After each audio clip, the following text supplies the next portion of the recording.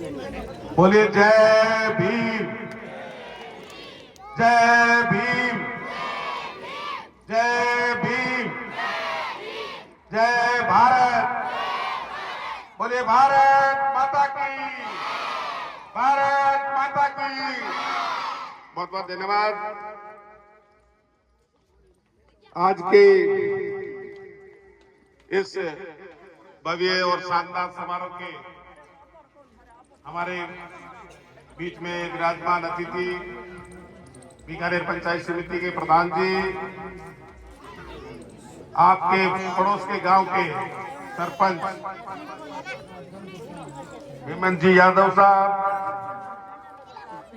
अर्जुन राम जी, हरिराम जी, चेतराम जी बालान, चेतन जी केसर जाटान से आए हुए हैं, पप्पूराम जी पवार और इस कमेटी के जितने भी आयोजक गण हैं, इन सबको बहुत बहुत धन्यवाद और नमस्कार करते हुए सामने बैठे मेरे जितने पिता तुल्य बुजुर्गों, माताओं, सबको प्रणाम करता हूं। नौजवान साथियों को नमस्कार करता हूं। लाइब्रेरी सांसद बहुत रहे, आज से पहले 12 सांसद और 13वां, 14वां, 15वां नंबर और ये 16वां अपना अर्जुन राम जी मेघवाल का है।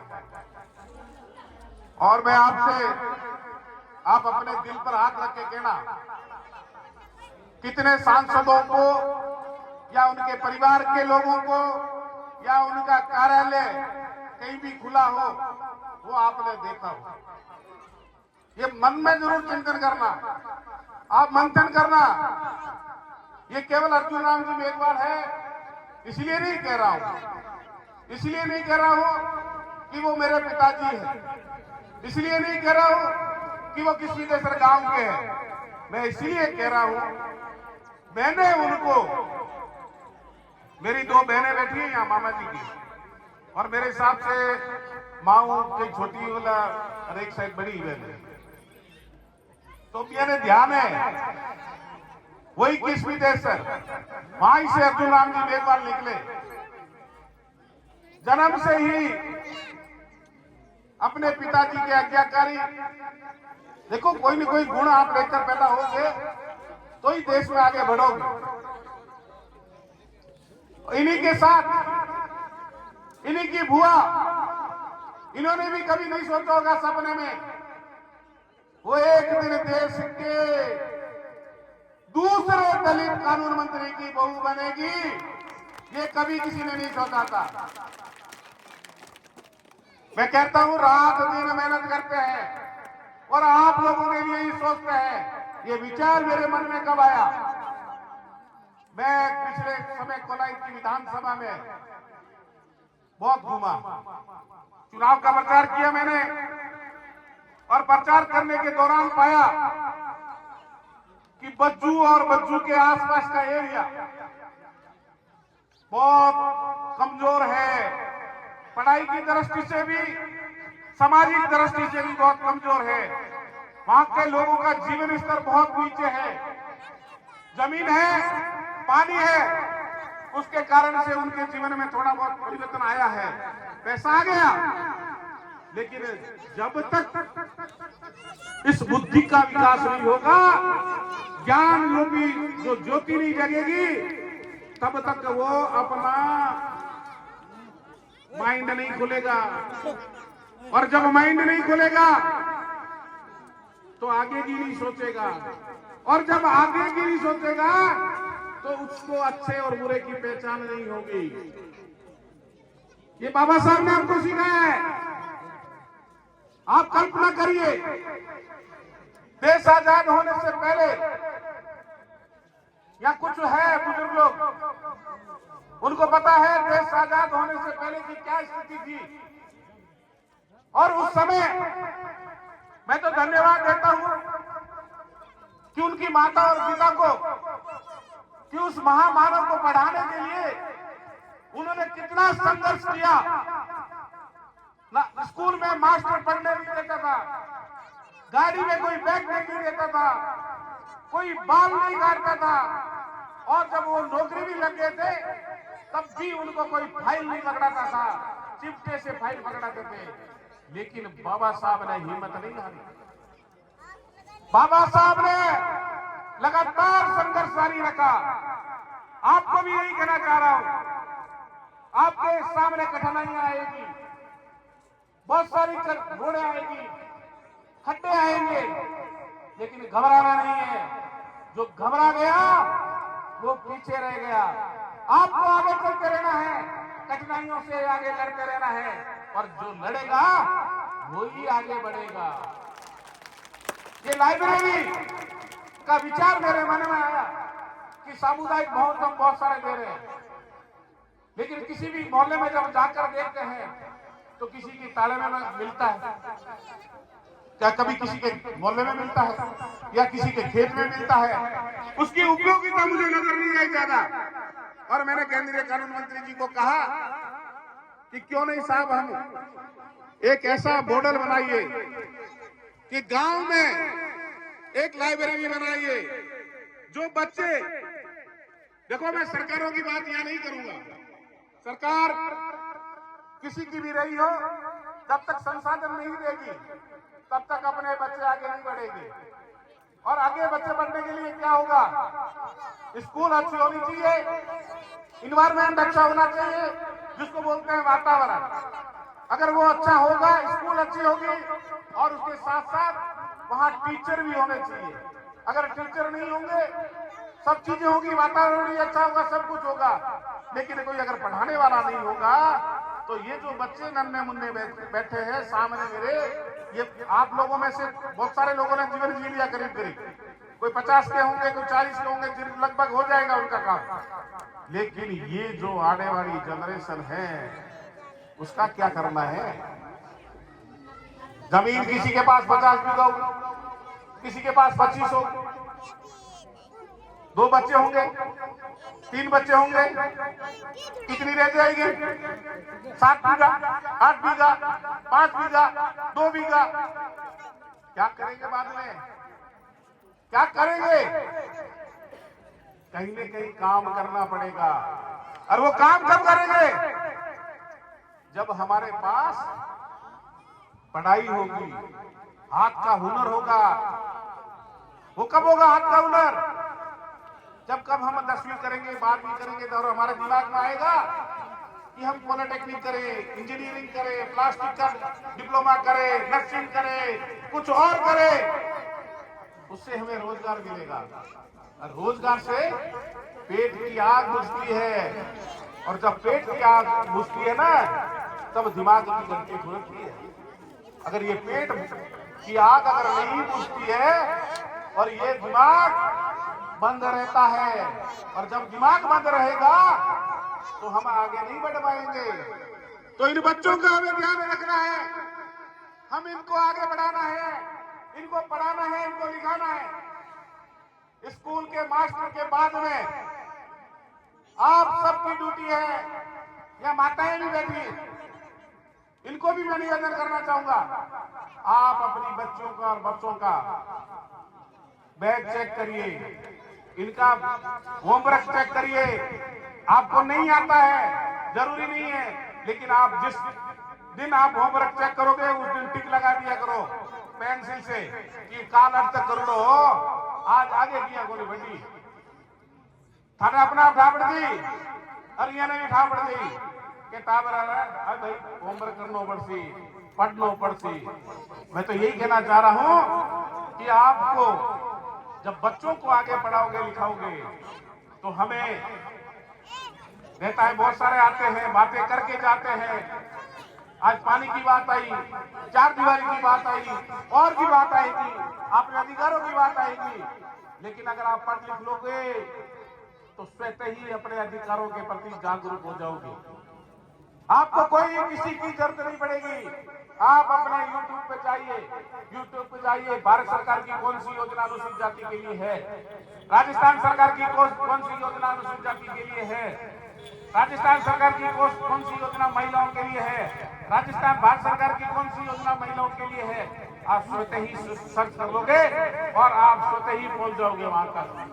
नहीं तो नहीं पढ़ने के कारण क्या दुष्परिणाम होते हैं आपको हमको ये बुजुर्ग लोग बैठे हैं ये ज्यादा बताएंगे, क्योंकि नहीं पढ़ा इंसान, मैं तो ये मानता हूं कि जब काला अक्षर भेंट बराबर होता है उसी तरह से उसका जीवन भी लगभग वैसा ही हो जाता है। पढ़ना लिखना बहुत जरूरी है, साक्षरता नहीं, पढ़ाई लिखाई करके अच्छा इंसान बनना भी बहुत जरूरी है। और भी बात कहना चाह रहा हूं मैं आज आपको बहुत सारे लोग कई बार मेरे को, मैं फेसबुक पर कोई चीज डालता हूं, आपके पिताजी ने क्या किया, कोई कहता 15 साल से सांसद है, कोई कह रहा 16 साल से सांसद। मैं आपको बता रहा हूं कि ऐसा कौन सा सांसद है बीकानेर का जिसने ऐसा कोई काम किया हो और वो बीकानेर जिले में याद हो आपको, ऐसा कोई भी काम हो आप बता दो मेरे को, नहीं तो मैं आपको बताता हूं थोड़े बहुत जो आपको अपने जो लोग पूछते हैं उनको बताने के लिए भी काफी है। और बाकी जब आप एक साल के बाद में हम चाह रहे हैं कि गंगा सिंह जी ने जो विकास बीकानेर में किया है वैसा ही विकास केंद्रीय कानून मंत्री जी बीकानेर में लगातार करते जा रहे हैं। उनका हम एक नागरिक अभिनंदन आपके सहयोग से करना चाह रहे हैं। उसमें पूरे उनके काम की एक बुकलेट 2009 से लेकर 2000 अब तक 25 या ये 26 हो जाएगा तब तक का पूरा विवरण हम देंगे। लेकिन कुछ बातें मैं बताना चाह रहा हूं आपको। आप लोग यहाँ बैठे हो, बड़ी संख्या में बैठे हो। शिवबाड़ी में डॉक्टर अंबेडकर लाइब्रेरी बना रहे साहब, और आपने भी कल्पना नहीं करी होगी उसकी राशि कितनी है आपको पता है क्या?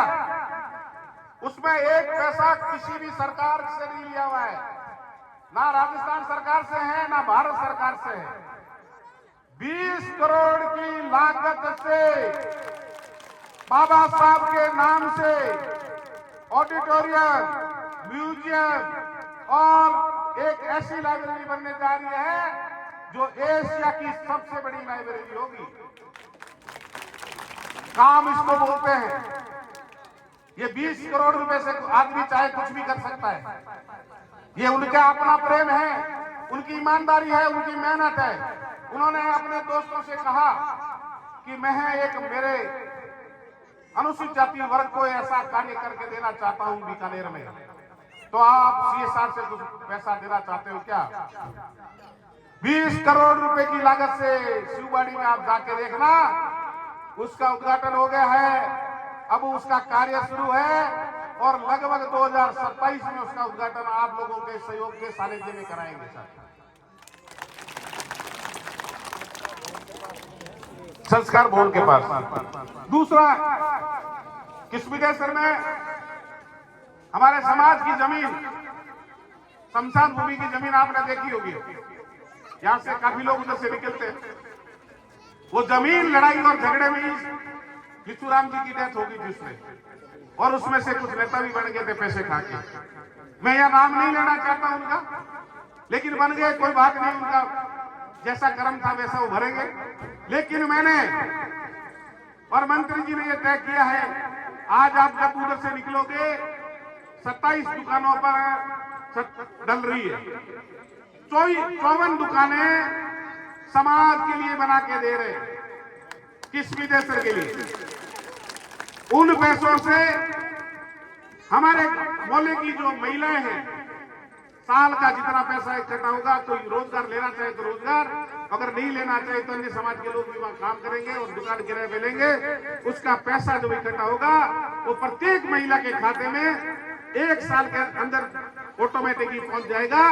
और 10% पैसा ऐसा रखेंगे जो पैसा कोई भी डॉक्टर, कोई भी इंजीनियर मोहल्ले से गरीब घर का है और बहुत इंटेलिजेंट है, उसको आवश्यकता है, उसको भी बनाने का काम करेंगे।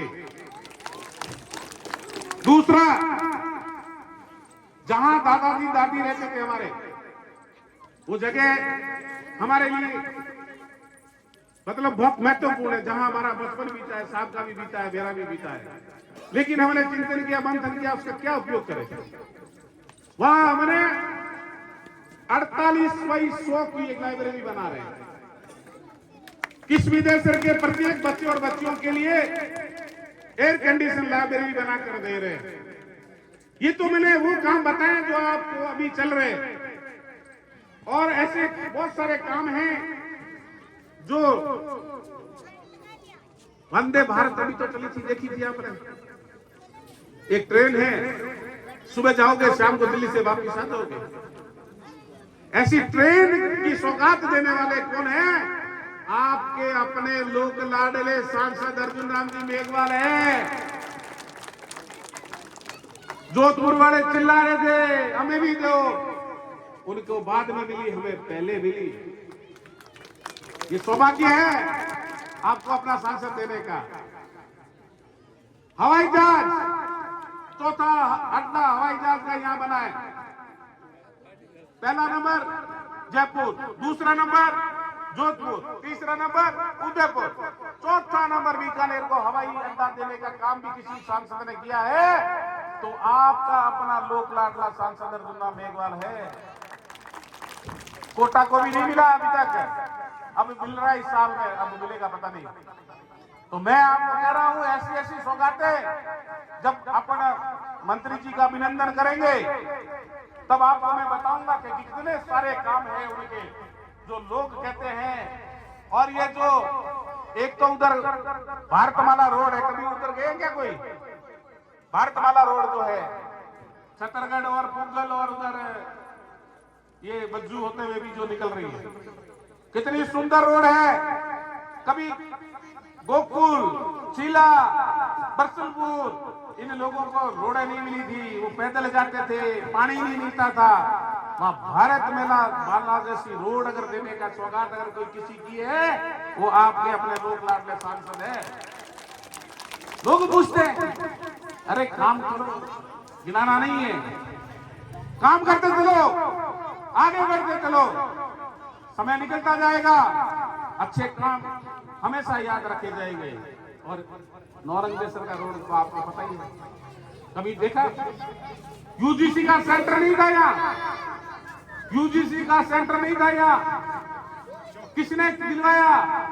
केंद्रीय कानून मंत्री जी ने यूजीसी का सेंटर आपको याद दिलाया। बहुत सारी चीजें ऐसी है, पीजी का सेंटर नहीं था मेडिकल का, उनको दिलाया।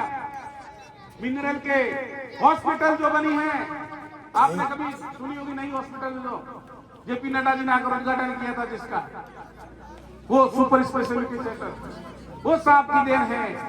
ऐसी बहुत सारी चीजें हैं अनगिनत। और आए दिन अभी तो लगे हुए हैं कि बीकानेर में लोगों ने तो खोदने का काम किया था, किसी ने चूना खोदा, किसी ने बजरी खोदी, लेकिन साहब उसमें लगे हुए हैं कि हमारे नीचे कोयला है, तेल है, पोटास है, पता नहीं कितना मिनरल है, उसमें लगे हुए हैं कि यहाँ के लोगों को रोजगार मिले, यहाँ के बच्चे बाहर पढ़ने नहीं जाए, यहाँ के बच्चे आगे इंजीनियर बनकर यही नौकरी लगे। ये जो बच्चे हैं ना, अगर आप इनको नहीं पढ़ाओ तो साथ क्या होगा बताओ? अभी एक नशा नाम की बड़ी खतरनाक चीज चल रही है। अगर आपने थोड़ा सा भी ध्यान नहीं दिया बच्चों की तरफ, थोड़ा बहुत भी ध्यान नहीं दिया, ये जो बैठे हैं ना बच्चे सारे, मैं सबको कह रहा हूं, नशा कभी अकेला नहीं करता। ऐसा कोई भी आपको ऐसा मिले, ऐसा आपको नशा कराने वाला जो संगत में आए, उसको दूर करो, क्योंकि नशा एक मात्र ऐसी चीज है जो सिखाई जाती है। कहते एक बार ले ले, कुछ नहीं होगा अगली बार, और ऐसे ऐसे लत पड़ जाती है। आजकल बच्चे चोरियां करने लगे, घरों में ही करने लगे, बहुत सारे ऐसे बच्चे हो रहे हैं। अब क्या करोगे? क्योंकि लत ऐसी लग जाएगी, उसका कहीं न कहीं तो उनको अपना नशे के लिए कुछ हाथापाई करनी पड़ेगी, तो और नहीं मिलेगा तो कोई घर में, फिर नहीं तो माँ बाप को मारने लग जाएंगे, लूटने काटने लग जाएंगे। तो अपने बच्चों को और बच्चियों को ये भी ध्यान रखना है। बच्चे आप बैठिए, आपको सबसे ज्यादा कह रहा हूँ, आपको कोई भी अपना भाई, अपना काका थोड़ा सा भी लगे कि इसका व्यवहार में परिवर्तन आ रहा है, तो अपने पिताजी को, अपनी माँ को, अपने दादाजी को, जिनको भी अच्छा लगे उनको बता देना कि इनके व्यवहार में थोड़ा बहुत परिवर्तन आ रहा है। क्योंकि आने वाला समय बड़ा बेकार है। हम बच्चों को भेज रहे हैं यहाँ से अच्छे बनने के लिए, हो सकता है वो कहीं किसी के संगत में आकर बुरा बन जाए। वो केवल घर के लिए बुरा नहीं होता है, वो पूरे समाज के लिए बुरा बन जाता है। वो 1 नहीं, 2 नहीं, 5 नहीं, 10 लोगों को तैयार करेगा। ये बाबा साहब ने कहा है कि हमें शिक्षित बनकर आगे बढ़ना है, ये नशे वशे इनसे सब दूर रहना है। और मैं तो एक ही बात कहूंगा, आप ये लाइब्रेरी का बढ़िया हो गई, बाउंड्री इन्होंने दे दी। अब मैं साहब को एक बात और कहूंगा, आपने इतनी बढ़िया बनाई है तो इसको एयर कंडीशन अपन करवा देंगे। साहब से मैं बात और करूंगा, क्योंकि जब बच्चे पढ़ेंगे, देखो मैं ये नहीं कहता, क्योंकि एक एससी का बच्चा और एक बीकानेर में पढ़ने वाला एससी का बच्चा हो या चाहिए अन्य समाज का, दोनों में डिफरेंस रहेगा। ये यहाँ कितनी मेहनत, कितनी तपस्या करके पढ़ेगा, उसको सारी सुविधा मिलेगी वहां, उसको एसी भी मिलेगा, किताबें भी मिलेगी, लाइब्रेरी मिलेगी, इंटरनेट भी मिलेगा, सारी सुविधाएं मिलेगी। इसकी दौड़ होगी 80 की, उसकी दौड़ होगी 100 की, तो बेचारे के 20 का गैप जो है वो अपन लोग मिलकर पूरा करेंगे। यही मैं कहता हूं, अपनी वाणी को विराम देता हूं। आप लोग वैसे काफी लोग आजकल मिलने लगे हैं। आप तो डूंगर जी के लड़के हो ना, डूंगर जी का नाम तो वैसे ही फेमस आया है, इसीलिए कह रहा हूं आप मिलो और आगे बढ़ो। यही बात कहते हुए अपनी वाणी को विराम देता हूं। बहुत बहुत हमारा स्वागत, सम्मान किया, इसके लिए बहुत बहुत साधुवाद।